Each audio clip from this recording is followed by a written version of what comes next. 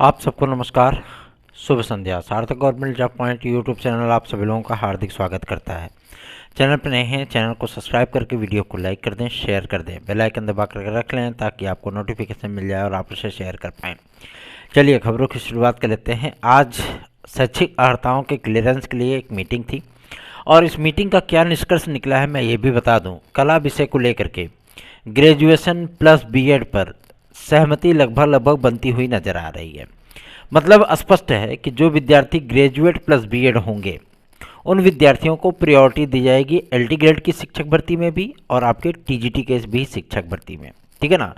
तदर्थ शिक्षकों को स्पेशल उपखंडों के तहत जोड़ा जाएगा। जो भी तदर्थ शिक्षक यदि मान लीजिए कि वो बीएड डिग्री धारक नहीं है, टेक्निकल फाइन प्रावधिक बीएफए आईजीडी बॉम्बे आर्ट आदि की डिग्रियां लेकर के वो तदर्थ शिक्षक बने हैं, तो उन तदर्थ शिक्षकों को थोड़ा सा वेटेज दिया जाएगा, मतलब उसको थोड़ा सा स्पेशल कैटेगरी में रखा जाएगा, ठीक है ना, ताकि वो आम विद्यार्थियों से अलग हो सकें।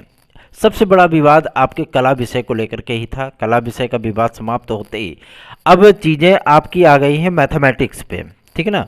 मैथमेटिक्स पे जो बातें सामने आ रही हैं वो भी चीज़ें अब बहुत जल्दी ही स्पष्ट हो जाएंगी उसके बाद, क्योंकि इसमें जीएससी लेक्चरर का भी है और आपका पीजीटी का भी है, ऑनर्स वगैरह की डिग्री को उसमें सम्मिलित करना है।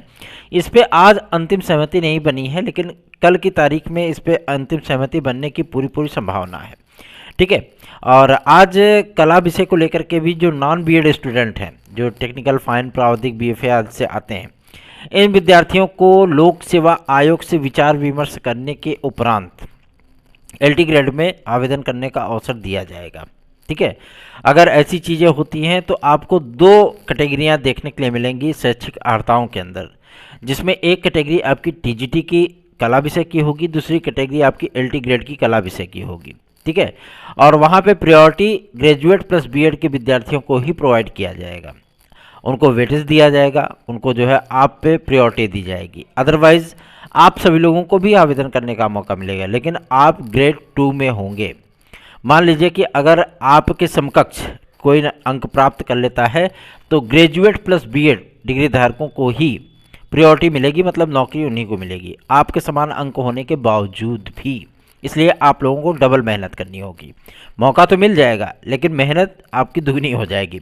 शैक्षिक अर्हताओं में काफ़ी सारा परिवर्तन किया जा रहा है, तो जाहिर सी बात है आप सभी लोगों को भी ये विवाद काफ़ी दिन से ये झिला रहा है कि हमारा LTGIC आ जाए, LTGIC आ जाए। अब इस विवाद का निपटारा होने चल रहा है। आरओ को लेकर के विद्यार्थी बहुत ज़्यादा इस समय मंथन में जुटे हुए हैं, ठीक है ना, कि पेपर लीक हुआ कि नहीं हुआ, ठीक है। विद्यार्थी तो कह रहे हैं कि हाँ लीक हुआ, ठीक है। हमारे पास भी काफ़ी सारे जो है वो प्रूफ भेजे गए कि ये देखिए पेपर जो है लीक हुआ है।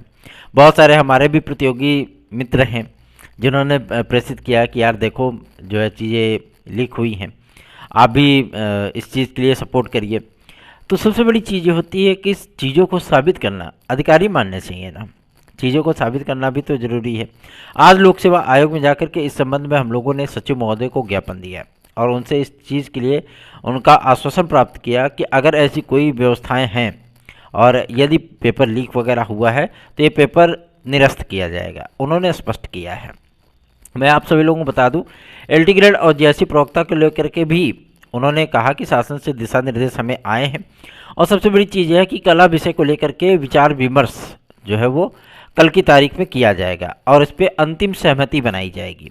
कला और गणित विषय को लेकर के ही विवादों की स्थितियाँ हैं और सबसे बड़ी चीज़ यह है कि आप लोगों को फिजिकल एजुकेशन के जो हमारे भाई बहन हैं, ठीक है ना, इसमें भी कुछ नई डिग्रियाँ आप सभी लोगों को देखने के लिए मिल सकती है, शारीरिक शिक्षा के नाम से जिसे आप जानते हो, ठीक है। अभी आप लोग बीपीएड वगैरह सीपीएड वगैरह को देख रहे हो ना, अभी उसमें कुछ और नई चीज़ें उसमें जुड़ने वाली हैं, ठीक।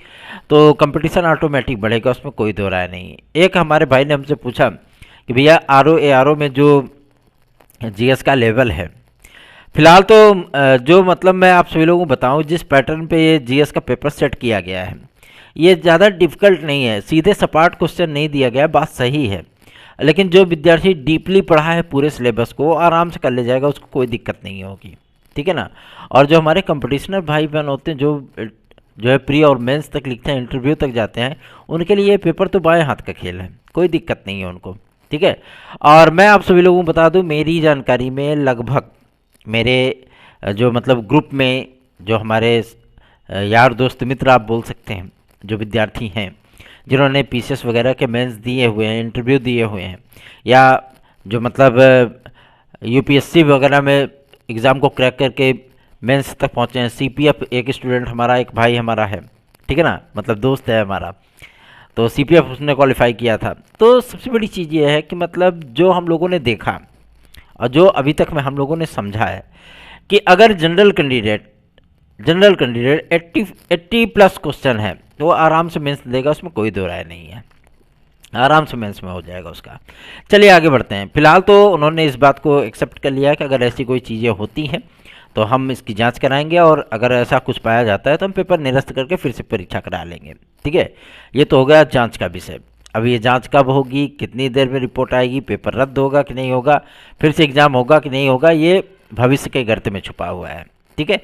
चलिए आगे बढ़ते हैं। अब बात करेंगे आपके शिक्षा सेवाचयन आयोग के लेकर के। शिक्षा सेवाचयन आयोग में कल की तारीख में शासन स्तर पे ही मीटिंग होनी है, ठीक है ना, जिसकी अध्यक्षता आदरणीय मुख्यमंत्री श्री योगी आदित्यनाथ जी महाराज जी करेंगे। क्योंकि सदस्यों का क्लियरेंस हो चुका है, सदस्यों का चयन प्रक्रिया कंप्लीट कर ली गई है। आज माध्यमिक शिक्षा मंत्री महोदया से भी हमारे कुछ टीम के सदस्य मिले हैं और उनसे इस बारे में जब उन जानकारी प्राप्त करने की कोशिश की है तो उन्होंने एक ड्यू डेट बताई है कि हम फरवरी के अंतिम सप्ताह तक टीजीटी पीजीटी 2022 असिस्टेंट प्रोफेसर विज्ञापन संख्या 51, पदों की संख्या 1072 आप सभी लोगों को क्लियर कर देंगे, ठीक। और फरवरी के अंतिम या मार्च के प्रथम सप्ताह तक हम इसका शेड्यूल भी जारी कर देंगे। मतलब जो शिक्षा सेवाचयन आयोग का पूरे वर्ष का 2024 का जो पूरा क्राइटेरिया रहने वाला है, ये सारी चीज़ें आपकी क्लियर हो जाएंगी, एग्जाम कैलेंडर उसका घोषित कर दिया जाएगा। उन्होंने इस बात को स्पष्ट कर दिया है कि टीजीटी पीजीटी की नई वैकेंसी के लिए भी पदों के अध्याचन प्राप्त हुए हैं और जो तदर्थ शिक्षकों के समस्त पदों का ब्यौरा प्राप्त हुआ है उसका वेरिफिकेशन भी कंप्लीट हो गया है। अब उसको कैटेगरी वाइज डिवाइड किया जा रहा है, ठीक है ना, कैटेगरी वाइज डिवाइड किया जा रहा है। ओबीसी में कितने, एससी में कितने, एसटी में कितने, दिव्यांग भाई बहनों के लिए कितने, स्वतंत्रता संग्राम सेनानियों के लिए कितने, ईडब्ल्यूएस के लिए कितने, ठीक है, जनरल के लिए कितने, ये सारी चीज़ें आपकी क्लियर की जाएंगी। और जब उनसे एलटी ग्रेड और जीआईसी प्रवक्ता के बारे में हमारे भ्राताश्री ने पूछा कि एलटी ग्रेड जीआईसी प्रवक्ता का विवाद कब तक समाप्त होगा, तो उन्होंने इस बात को स्पष्ट कर दिया है कि इसके संबंध में मुख्यमंत्री महोदय को पत्र लिखा जा चुका है ताकि विद्यार्थियों का विज्ञापन शीघ्र जारी हो जाए और उन विद्यार्थियों को तैयारी करने का अवसर प्राप्त हो सके।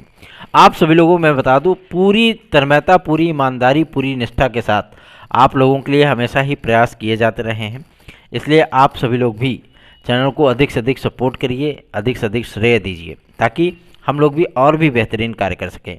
जो भाई बहन हमारे टीजीटी पीजीटी 2016-2021 के अभ्यर्थी हैं, मैं उन सभी भाई बहनों से इस बात की रिक्वेस्ट करना चाहता हूं कि अगर आप चाहते हैं कि आपका कुछ भला हो सके तो आप हमारी याचिका में जुड़ करके उसका लाभ प्राप्त कर सकते हैं।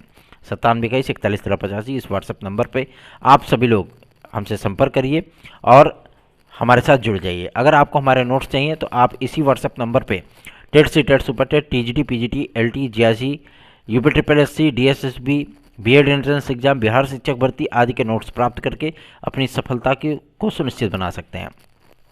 केंद्रीय विद्यालय संगठन का भी एक विज्ञापन आपको मार्च के महीने तक देखने के लिए मिलने वाला है। ये विज्ञापन आप सभी लोगों को लगभग 9,500 पदों पर देखने के लिए मिलेगा। इसमें टीजीटी पीजीटी के पद होंगे, ठीक है ना। ये विज्ञापन आप लोगों को मार्च में ही देखने के लिए मिलेगा क्योंकि इसकी भी तैयारियां स्टार्ट कर दी गई हैं और बहुत जल्दी आपका विज्ञापन आपके सामने होगा।